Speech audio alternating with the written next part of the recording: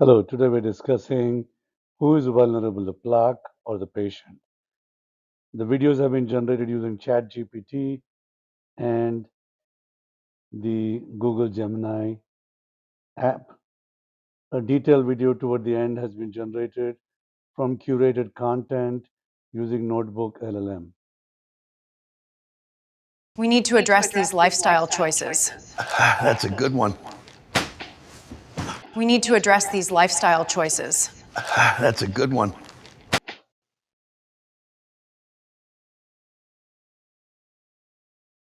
So, the vulnerable patient. A vulnerable patient has altered coagulation, a thrombosis tendency, endothelial dysfunction, hemodynamic abnormalities, especially low or abnormal shear stress, high atherosclerotic disease burden, systemic inflammation with elevated C-reactive protein, interleukin 6, etc., greater likelihood of abrupt occlusion when plaque rupture occurs. A vulnerable plaque is a thin fibrous cap. It has a liquid lipid necrotic core. It has foam cells, macrophages, and apoptosis. There is microcalcification noted. Cholesterol crystals are seen. There is outward remodeling, neovascularization, and there are shear stress gradients with incipient thrombus formation. All right, today we're going to talk about something that completely changes how we think about heart attacks. We're going to toss out that old clogged pipe idea and dive into a much more fascinating story: the difference between a vulnerable plaque and, more importantly, a vulnerable patient. You know, it's a question that's probably crossed your mind. How can someone who seems perfectly healthy one day have a massive, sudden heart attack the next? Well, the answer isn't where we've traditionally been looking. Okay, so for ages, we've had this one specific idea about what causes a heart attack. In this first part, we're going to start pulling that old idea apart to reveal what's really going on. So most of us picture it like this, right? It's just a plumbing problem. Plaque slowly builds up over years. Now, just to throw a plug in for Dr. Deward, his team is the one that did angiograms on patients presenting with heart attacks and showed that those patients who had heart attacks in the first 4 hours and had coronary angiography done on them had a higher incidence of thrombus than those who had coronary angiography done later. Therefore, the clot theory of heart attacks came to be. Like gunk in a pipe, until one day, it's totally blocked. And sure, major blockages are a problem, but here's the thing: they don't explain most of the sudden catastrophic heart attacks. The real culprit is way more dramatic. To really get what's going on, we have to zoom in. I mean, way in, down to the microscopic level of the artery wall, and take a look at the plaque itself. Because it turns out, not all plaques are the same. Okay, look at this. The difference is night and day. On one side, you have a stable plaque. See that thick, protective cap? It might be big, it might cause some narrowing, but it's solid. Now, on the other side, that's the real danger: the vulnerable plaque. It's got this super thin, fragile cap over a huge, soupy core of lipids, and it's basically on fire with inflammation. So get this: it's not about how big the plaque is, it's about how unstable it is. So these This is really illustrated by studies in New York done on patients with MINOCA or myocardial infarction with normal coronary arteries. This subset of patients in New York underwent a cardiac MRI to confirm that they had a heart attack. They underwent optical coherence tomography, and this clearly showed that those patients with chest pain, troponin elevations, cardiac MRI features of a heart attack had ruptured plaques on optical coherence tomography. little ticking time bombs actually have a scientific name: thin cap fibroartheroma, or TCFA for short. And this isn't just a theory. When doctors use these incredible imaging tools to look inside arteries, what do they find?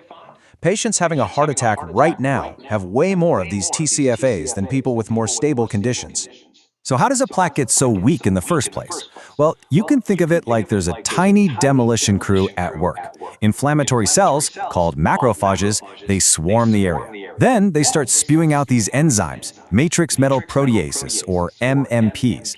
And these MMPs, they act like microscopic scissors, just snipping away at the very structure that holds the plaque's protective cap together, making it incredibly fragile. Okay, so now we know what the culprit is, right? This vulnerable plaque. But, and this is a huge but, this is where the story takes a really interesting twist. Just finding one of these plaques isn't enough to tell us who's actually in danger. I mean, this quote really gets to the heart of the problem. We can get these amazing, detailed pictures of these high-risk plaques, but just looking at the plaque structure, it doesn't actually predict if or when it's going to rupture. It's a huge piece of the puzzle, for sure, but it's not the whole puzzle. And that right there is the question that's completely changing cardiology. If it's not just the plaque, then what is it? What's that trigger that makes everything go wrong? And the answer is, we've been looking in the wrong place. We need to zoom out. We need to stop looking at just one little spot in one artery and start looking at the entire person. Because the missing piece isn't just a vulnerable plaque, it's a vulnerable patient. Now ponder on that. All of us have seen these non-compliant patients with very high cholesterols, uncontrolled diabetes, obesity, smoking, sedentary behavior, presenting to the hospital with unstable angina and STEMI, and the primary team is requesting the cardiologist to cath and intervene on the patient.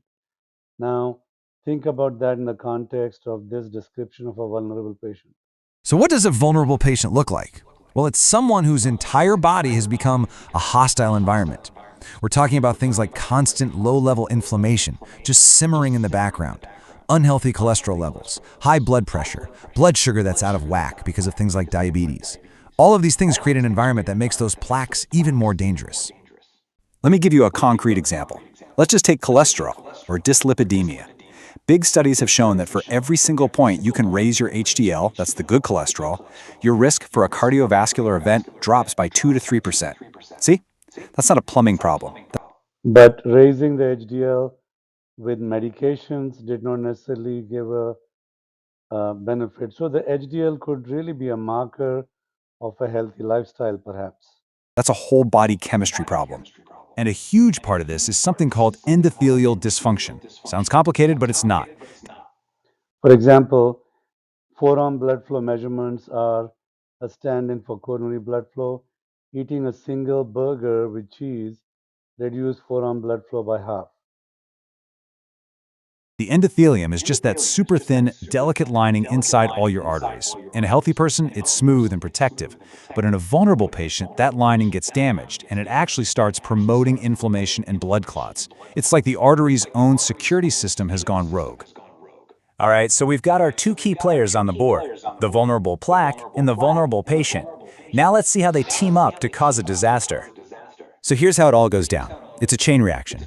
First, the vulnerable patient's body is just flooded with inflammatory signals. It's on high alert 24/7. This system-wide inflammation acts like gasoline on a fire. It supercharges that little demolition crew, the macrophages, inside the plaque. They go completely berserk and start pumping out a flood of those cap-shredding enzymes. The cap just dissolves, it breaks open, and boom, a blood clot forms in seconds, blocking the artery. That's your heart attack. And this is the absolute key takeaway. A body-wide problem creates a very specific, localized disaster. Another interesting thing to bear in mind is whenever there are natural disasters such as earthquakes or perceived threats such as when Scud missiles were being launched at Israel, heart attacks in Jerusalem, where the Scud missiles did not even reach, went up fivefold on the day of the first Scud missile attack. Same data is reproduced every time there's a natural disaster where the fear or the increased stress on the patient triggers heart attacks. Overall health of the patient is what decides whether that plaque stays quiet or blows up. You can see how this changes everything, right? It totally shifts how we approach this problem. We're moving away from just reacting to a clog and into a whole new era of proactive prevention. Think of it this way. For decades, doctors have been acting like plumbers. They see a clog, they go in with a stent to open it up. But now, we're becoming more like ecologists. Instead of just fixing one spot, the goal is to improve the health of the entire ecosystem, the patient's body, to calm everything down. And the great news is we have amazing tools for this. Statins, for example, don't just lower cholesterol. We now know they're powerful anti-inflammatories. And then you have comprehensive programs like cardiac rehab, which combine exercise, nutrition, and stress management. Everything needed to treat the whole patient, not just a single artery. And the science on this is crystal clear. Cardiac rehab is so important because it's not a single pill, it's a whole program designed to fix the systemic issues that make someone a vulnerable patient in the first place. And if you want to see just how powerful this is, look at this data. This chart shows what happens inside a stent after it's been put in. In the group that did not do cardiac rehab, the arteries started to clog up again by over 13%. Now look at the group that did do cardiac rehab, just 1.2%. That is a staggering difference. It's proof that treating the patient makes the local fix work so much better. So let's bring it all home. What's the bottom line? The single most effective way to keep that ticking time bomb in the artery from going off is to treat the vulnerable patient. You fix the ecosystem, and the plaque stabilizes itself. And this all points to a pretty amazing future, doesn't it? By focusing on the vulnerable patient, we might get to a point where we can manage risks so well that these dangerous plaques don't even get a chance to form in the first place.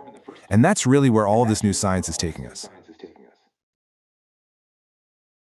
And if you look at the mortality rate in the placebo arm from the ISIS trial to the PAMI trial, it has gone down by 1/3 at least.